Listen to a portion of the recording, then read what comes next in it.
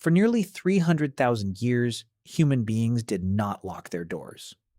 Not because they were safe, because there was nothing to lock.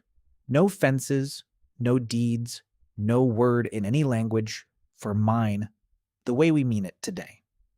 Then, in the span of a few thousand years, a blink, geologically speaking, our species invented an idea so powerful it would go on to justify wars, break families, build empires, and rewrite the human mind from the inside out. The idea that a thing could belong to you. And once that idea existed, it never let go. To understand how strange this is, you have to go back, not centuries, millions. Picture a small band of people moving across an open landscape, 20 of them, maybe 30. They carry almost nothing because carrying is a cost, and cost is dangerous when you're on foot and the season is turning. When someone makes a kill, the meat doesn't belong to the hunter. It belongs to everyone. Within hours, it's gone. Eaten, shared, absorbed into dozens of stomachs instead of one.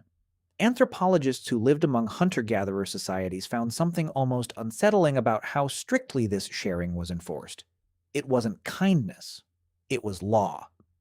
Someone who bragged, who hoarded, who tried to set himself above the group wasn't admired. He was mocked, sometimes exiled. For nearly the entire span of human existence, having more than your neighbor wasn't a sign of success. It was a threat. And the group made sure it didn't happen. Even a spear, a digging stick, the handful of tools a person carried, moved freely between hands. Borrowed. Gifted. Replaced without much thought. Objects passed through the group like water through soil. Nothing pooled in one place for long. There was no mine, only ours, and not yet eaten. Then the ground beneath our feet changed, and it took the rest of us with it. Around 10,000 years ago, the climate settled, and in a handful of river valleys, something unprecedented began.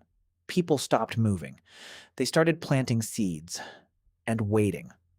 Waiting for a harvest that wouldn't come for months.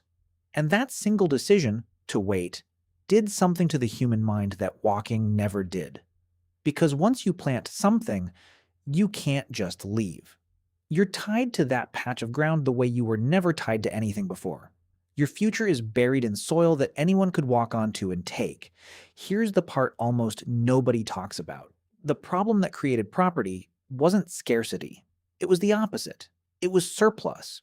For the first time in the human story, some groups had more food than they could eat in a single day. Grain doesn't rot the way meat does. It doesn't have to be shared before sundown. It can be poured into a pit, sealed, hidden, counted. And the moment something can be counted, stored, and hidden, a question appears that never had to be asked before. Whose is it? That question is where everything changed. Because grain could be measured, it could be compared. And comparison is where envy is born. One family's harvest failed, another's didn't. One had children to feed and empty hands, another had 2 granaries and idle time. For the first time, a human being could look at their neighbor and see, not just a different person, but a different amount. But that wasn't the worst part. The worst part is what surplus made possible after death. When food could be stored, it could be inherited. And the moment ownership could pass from a parent to a child, our species invented something no other animal on Earth has ever needed. Legacy. The idea that who you are is tied to what you leave behind. Look at the burials from this period, and the story tells itself. In the earliest farming villages, graves are plain. A body wrapped in cloth or hide. Almost nothing beside it. A few thousand years later, that changes completely. Some graves from this era are packed with gold ornaments, polished tools, ceremonial weapons, years, maybe generations, of accumulated surplus, buried with a single person. Other graves from the very same ground, dug by the very same hands, hold nothing at all. Inequality didn't just appear in life anymore. It followed people into the earth. And once wealth could be buried with the dead, it had to be guarded by the living. Around the earliest farming settlements, archaeologists have uncovered some of the first deliberately built walls and towers in human history. Massive stone structures. The coordinated labor of hundreds of people raised around villages that, until recently, had never needed defending from anything. Something had shifted enough that human beings were willing to spend years of their lives protecting what stood inside a boundary. That's not just architecture. That's fear, built out of stone. But walls and graves were only the beginning. Once surplus existed, so did the need to manage it. Who decided how much grain went where? Who ate first in a bad year? And who went without? Historians who study this period see the earliest hints of something we'd now call authority. Not warriors, administrators. The first people in human history whose power came not from strength, but from controlling access to what everyone else needed to survive. And here's where it gets even stranger. When archaeologists uncovered some of the oldest law codes ever written, carved into stone thousands of years ago, long before anything resembling a modern government existed, you'd expect rules about murder, about violence, about war. Instead, page after page is about property. Who owns what? What happens if you steal it? How much you owe if you damage something that belongs to someone else? Even debt gets its own laws because once grain could be lent in a hard season, it had to be repaid in a good one. And debt, once invented, has never once let a person forget it exists. The very first laws our species ever carved into permanent stone were, in large part, a manual for protecting things. Not people. Things. Here's the reframe. And it's the part that should actually unsettle you. This was never really a story about grain, or gold, or walls. It's the story of the moment our species invented the concept of loss. Before property, you couldn't really lose anything because nothing was yours to lose in the first place. Hunger was tragic, but it wasn't personal. It wasn't a verdict on what you deserved. The invention of property rewired that completely.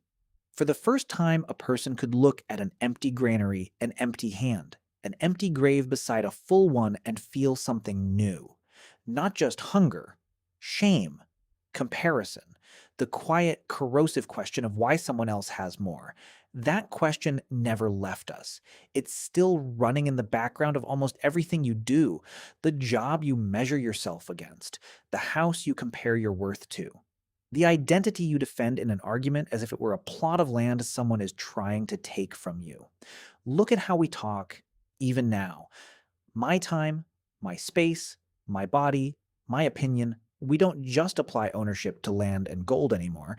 We apply it to almost everything we are, defending pieces of ourselves the same way a farmer once defended a field, with walls, with distance, with quiet, simmering resentment when someone crosses a line we never actually drew out loud. We don't just own property anymore. We are owned by the idea of it. 10,000 years ago, in a river valley whose name has been lost to time, a human being looked down at a patch of earth they had planted and waited on and worried over, and said something that had never been said before in the entire history of life on this planet. This is mine. It wasn't a law. It wasn't written down. It was barely even a sentence. But it was enough, because every fence built since then, every border drawn in blood, every will read aloud after a funeral, every quiet, aching comparison you've ever made between your life and someone else's. None of that was invented by you. You just inherited it from someone who, 10,000 years ago, planted a seed and was afraid of losing it. We never stopped being afraid. We just built civilizations to hide it.